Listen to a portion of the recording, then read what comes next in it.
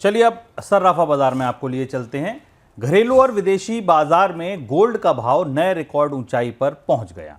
घरेलू वायदा बाजार यानी कि MCX मल्टी कमोडिटी एक्सचेंज पर भाव 82,450 रुपए प्रति 10 ग्राम की ऊंचाई को छू गया। विदेशी बाजार में कीमतों ने $2860 प्रति ऑन्स की ऊंचाई को छुआ।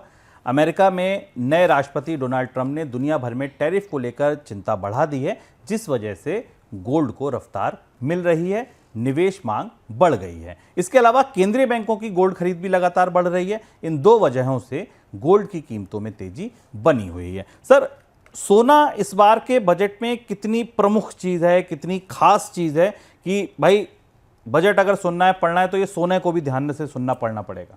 सोना इस बजट की सबसे बड़ी फांस है। और इसे बहुत करीब से समझना जरूरी है, क्योंकि सोने का असर अब तो बैंकों की बैलेंस शीट पर पड़ता है, क्योंकि बैंक खरीद रहे हैं, जैसा शुभ हमने आपको बताया, बैंकों ने रिकॉर्ड बाइंग की, और सरकार की नीतियों पर और बाकी खपत पर भी पड़ता है। आपको याद होगा जुलाई के बजट में वित्त मंत्री ने गोल्ड पर इंपोर्ट ड्यूटी घटा दी थी, 15 से 6% कर दी थी। ऐसा इसलिए किया गया था क्योंकि अमीरात से जो सस्ता गोल्ड आ रहा था FTA के जरिए उसका असर सीमित किया जा सके।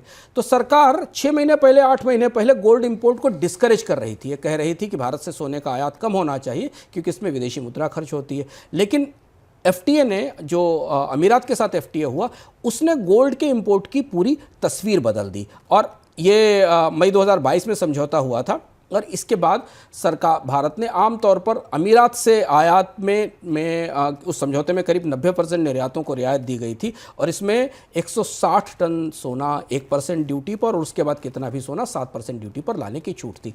इसका असर ये हुआ कि भी आपने ताजे एक्सपोर्ट के आंकड़े देखे होंगे, जिनमें भारत का गोल्ड इंपोर्ट इतना ज़्यादा बढ़ गया और व्यापार घाटा इतना बढ़ा कि सरकार को उन आंकड़ों पर खुद ही सवाल उठाना पड़ा, और फिर उन आंकड़ों को करेक्ट किया गया, ठीक करने की कोशिश की गई। इस बीच सोने की महंगाई रिकॉर्ड ऊंचाई पर है, इसलिए सरकार को अपनी सबसे सुहानी, सबसे अच्छी, सबसे चमकदार स्कीम सॉवरेन गोल्ड बॉन्ड से किनारा करना पड़ा। और सॉवरेन गोल्ड बॉन्ड की नई सीरीज जारी नहीं हुई, और इस बात की संभावना है कि वो स्कीम दोबारा नहीं आएगी, क्योंकि सरकार ने जब सॉवरेन गोल्ड बॉन्ड में जिस लेवल पर लोगों को प्रवेश कराया था, वहां से अब सोने की कीमतें खासी ऊंचाई पर जा चुकी हैं।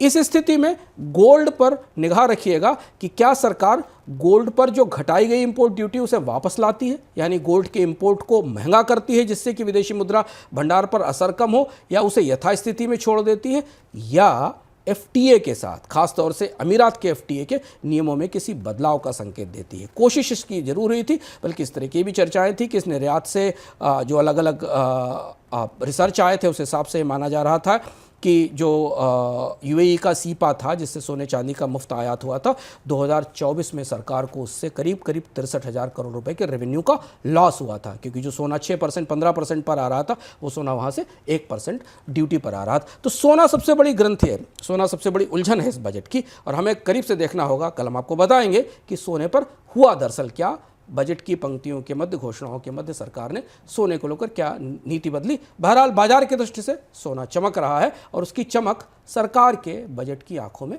चुभ रही है। अब देखिए, सोने पर चिंता हो भी क्यों ना, नया बॉन्ड, सॉवरेन गोल्ड बॉन्ड इसलिए नहीं लाए कि कितना महंगा कर्ज लें। भाई सॉवरेन गोल्ड बॉन्ड एक तरह से कर्ज ही है, और नहीं लाते हैं तो इंपोर्ट बढ़ा जाता है, तो इंपोर्ट का बिल कैसे संभालें। तो आगे कुआं पीछे खाई जैसी स्थिति में सरकार दरअसल सोने पर फंस गई है।